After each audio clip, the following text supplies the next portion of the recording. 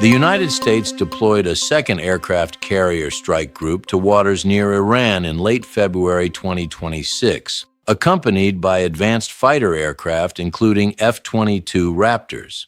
This deployment represents the most substantial U.S. military presence in the region in several years and occurs simultaneously with ongoing diplomatic negotiations in Geneva regarding Iran's nuclear program. Concurrent with these U.S. deployments, multiple media reports citing defense sources have claimed that Iran is close to acquiring advanced weapons systems from China and Russia, including supersonic anti-ship missiles and portable air defense systems.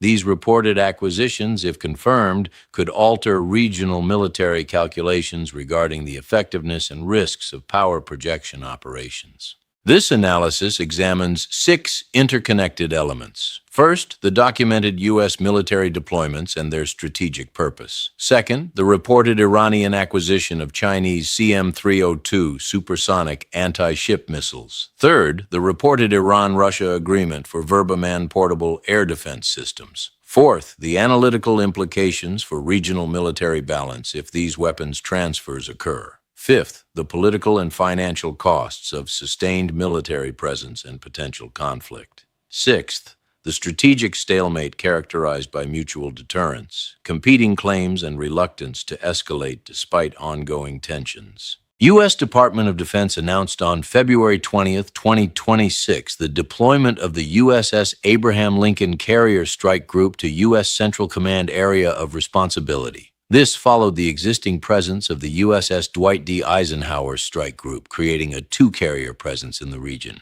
Carrier strike groups include not only the aircraft carrier but also guided missile cruisers, destroyers, and support vessels, typically totaling 78 ships per group. The deployment of F-22 Raptor fighters to regional bases was confirmed through Department of Defense statements in mid-February. The F-22 is the U.S. Air Force's premier air superiority fighter with advanced stealth characteristics, supercruise capability, and sophisticated avionics. F-22 deployments typically signal high-threat environments where air superiority cannot be assumed. Additional assets reported by defense media outlets include B-52 strategic bombers, additional fighter squadrons, aerial refueling aircraft, and intelligence, surveillance, and reconnaissance platforms. The combined force represents substantial strike capability and defensive protection for regional operations. U.S. officials have characterized the deployments as demonstrating commitment to regional security and protecting U.S. interests and personnel. The deployments serve multiple strategic purposes, including deterrence of Iranian actions, protection of Gulf shipping lanes, support for regional partners, and provision of military options if diplomatic efforts fail to achieve nuclear agreement. The timing coincides with the Geneva negotiations between the United States and Iran regarding nuclear restrictions. The military presence creates backdrop pressure while negotiations proceed, demonstrating that military options remain available if diplomacy fails. This represents standard practice of conducting negotiations from a position of strength. Historical context shows that U.S. carrier presence in the Gulf region has fluctuated over time. During periods of heightened tension, the United States has maintained 2-carrier presence. During periods of relative calm, or when priorities shift to other regions, carrier presence has been reduced to 1 or 0. The current 2-carrier deployment indicates assessment of elevated risk or importance. Multiple media outlets, including Reuters, Defense News, and regional Middle Eastern news sources, have reported in late February 2026 that Iran is close to finalizing acquisition of Chinese CM-302 supersonic anti-ship missiles. These reports cite unnamed defense sources, intelligence assessments, and analysis of satellite imagery showing potential weapons shipments. The CM-302 is a Chinese-manufactured supersonic cruise missile designed specifically for anti-ship operations. The missile reportedly travels at speeds exceeding Mach 2, uses sea-skimming flight profile to avoid radar detection until late in flight, and carries a substantial warhead. Chinese defense industry materials describe the missile as designed to engage large surface vessels, including aircraft carriers. The specific details of the reported Iran-China deal have not been officially confirmed by either government. Neither Iranian nor Chinese officials have made public statements confirming the transfer. The reports remain in the category of intelligence assessments and media claims based on unnamed sources rather than verified governmental announcements. If the transfer occurs, Iran would significantly enhance its anti-ship capabilities. Iran currently operates various anti-ship missiles, including Chinese C-802 missiles acquired in previous decades and domestically produced systems. The addition of supersonic missiles would represent qualitative improvement in capability to threaten large naval vessels. The strategic significance relates to the difficulty of defending against supersonic missiles. U.S. Navy ships are equipped with Aegis Combat System, SM-2 and SM-6 interceptor missiles, rolling airframe missile point defense systems, and close-in weapon system guns. These systems are designed to engage multiple threat types, including subsonic and supersonic missiles. However, supersonic missiles reduce the time available for detection, tracking, fire control solution, and interception. A missile traveling at Mach 2.5 covers approximately 850 meters per second. Against a ship 40 kilometers away, the missile would arrive in less than 50 seconds after rising above the radar horizon. This compresses defensive reaction timelines substantially compared to subsonic threats. The effectiveness of supersonic anti-ship missiles against defended targets remains subject to debate in naval warfare analysis. U.S. Navy officials express confidence in Aegis system capabilities to engage supersonic threats. However, the combat effectiveness can only be definitively proven in actual combat conditions, which have not occurred between peer military forces in modern naval warfare. The strategic calculus for carrier operations would be affected. Aircraft carriers traditionally operate outside the range of land-based threats, using their embarked aircraft to project power. If credible supersonic anti-ship missile threats exist with ranges exceeding 200 to 300 kilometers, carrier operating areas must be positioned further from hostile coastlines, reducing aircraft sortie rates and time on station. Separate reports in February 2026 claim that Iran and Russia have reached agreement for transfer of Verba man-portable air defense systems. These reports appeared in Israeli defense media, regional news outlets, and defense analysis publications. Like the anti-ship missile reports, these claims cite unnamed intelligence sources and have not been officially confirmed by Russian or Iranian governments. The Verba, designated 9K333 in Russian nomenclature, is a shoulder-fired surface-to-air missile system designed to engage low-flying aircraft, helicopters, and unmanned aerial vehicles. The system represents improved version of earlier Igla manpads with enhanced targeting capabilities, better resistance to countermeasures, and improved range estimated at 6 kilometers. Man-portable air defense systems pose specific threats to military aviation. The systems are small, easily concealed, and can be operated by individual soldiers or small teams. This allows them to be positioned in diverse locations without requiring large installations or extensive infrastructure. Aircraft operating at low altitudes for close air support, reconnaissance, or landing takeoff phases become vulnerable. U.S. and allied aircraft operating in potential conflict scenarios with Iran would face increased risk from widespread manpads deployment. Helicopter operations, which are essential for personnel transport, medevac, and attack missions, become particularly vulnerable. Fixed-wing aircraft conducting close air support or operating from regional bases during takeoff and landing phases face elevated risk. Military aircraft have countermeasures, including infrared flares to decoy heat-seeking missiles, maneuvering to break missile lock, and tactics to minimize time in vulnerable flight profiles. However, countermeasures are not perfectly effective, and concentrated manpads deployments increase the probability that some missiles will successfully engage targets. The broader pattern of reported Russian weapons transfers to Iran includes air defense systems. Russia previously delivered S-300 air defense systems to Iran after years of negotiations and international legal disputes. The S-300 provides long-range air defense capability against aircraft and missiles.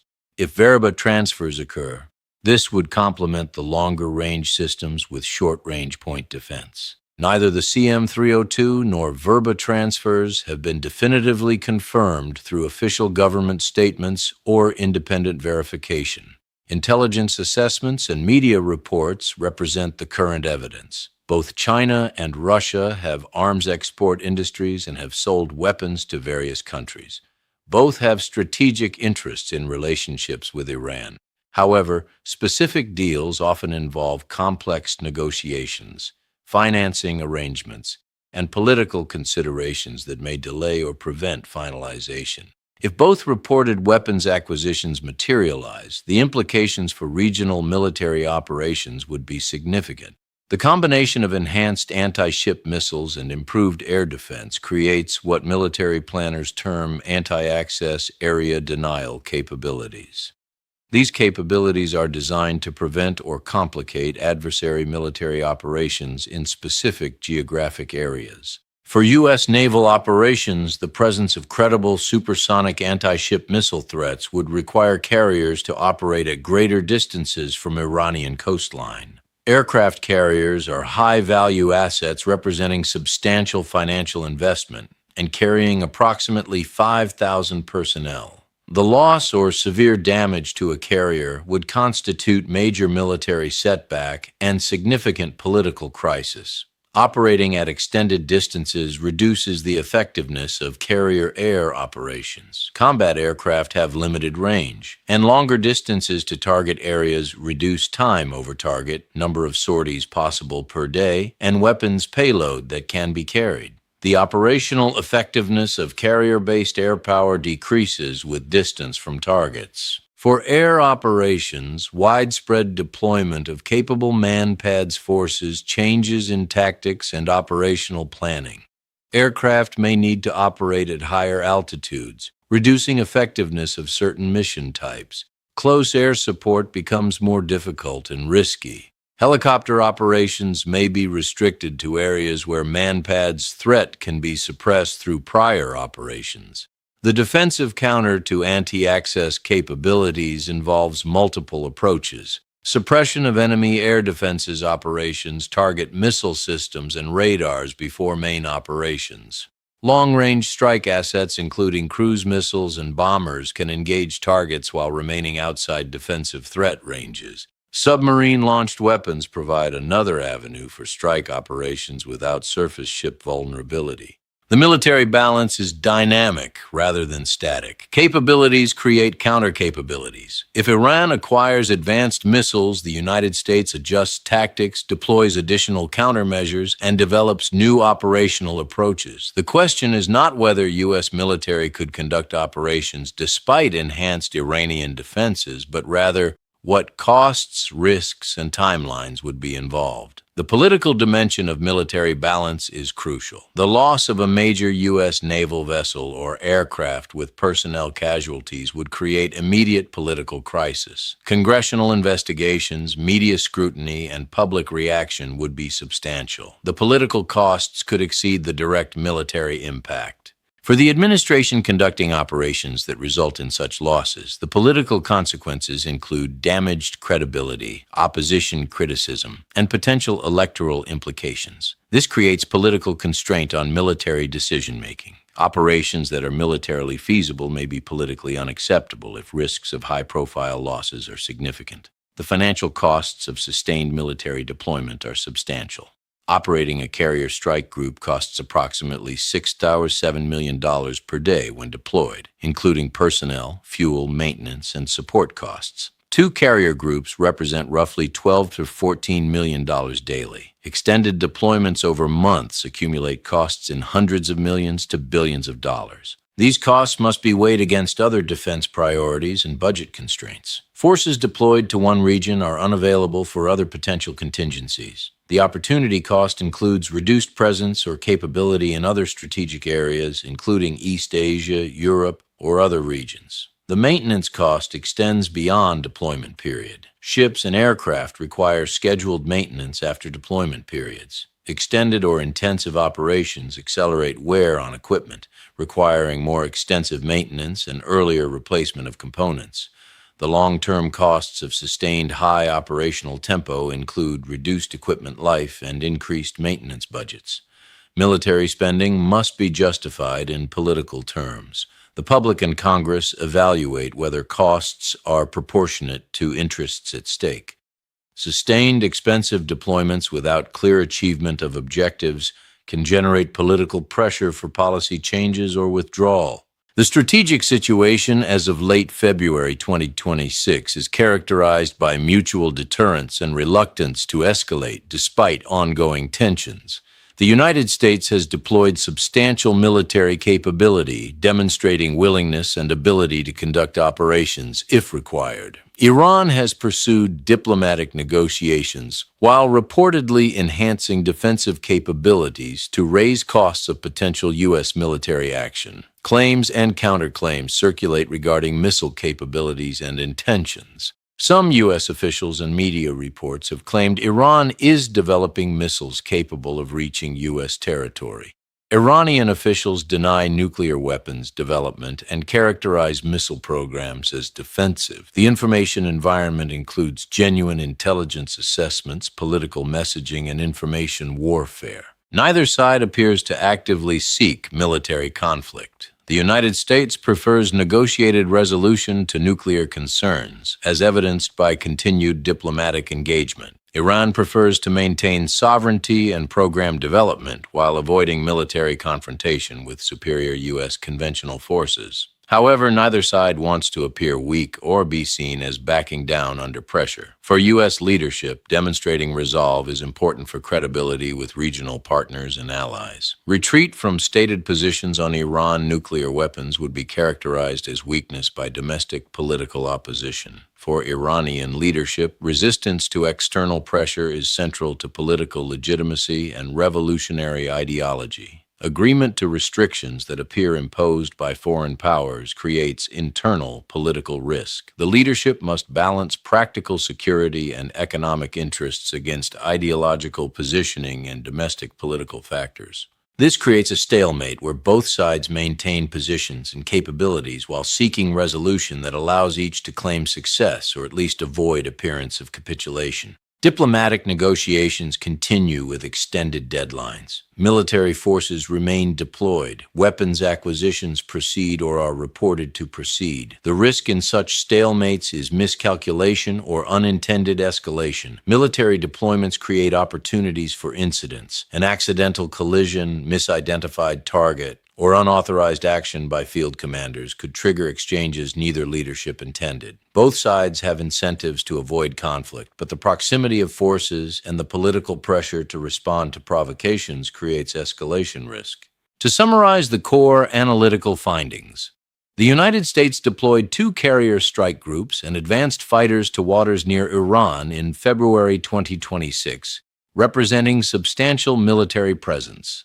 Media reports citing intelligence sources claim Iran is close to acquiring Chinese CM-302 supersonic anti-ship missiles and Russian Verba portable air defense systems, though these claims lack official confirmation. If these weapons transfers occur, Iranian anti-access area denial capabilities would increase substantially, complicating U.S. carrier operations and air operations by requiring greater standoff distances and creating higher risk for certain mission types. The political costs of losing major U.S. assets would be severe, potentially exceeding direct military impact. Financial costs of sustained military deployment are substantial, totaling millions daily with long-term maintenance and readiness implications.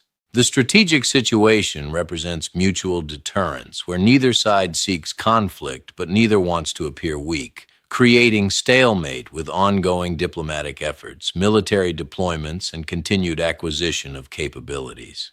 What remains uncertain is whether the reported weapons transfers will actually occur, what timeline would be involved if they do proceed, how U.S. operational planning would specifically adapt to confirmed new Iranian capabilities, whether diplomatic negotiations will achieve agreement that reduces military tensions, what triggers, if any, might cause transition from deterrence to actual conflict, and how long both sides can sustain current postures of military readiness combined with diplomatic engagement. The key variables shaping future developments include progress or failure of Geneva nuclear negotiations, confirmation or denial of reported weapons transfers, any military incidents or provocations that could trigger escalation cycles, domestic political pressures in both countries affecting leadership decision-making, economic factors including oil markets and sanctions impacts, and responses of regional actors including Saudi Arabia, Israel, and Gulf states to evolving military balance.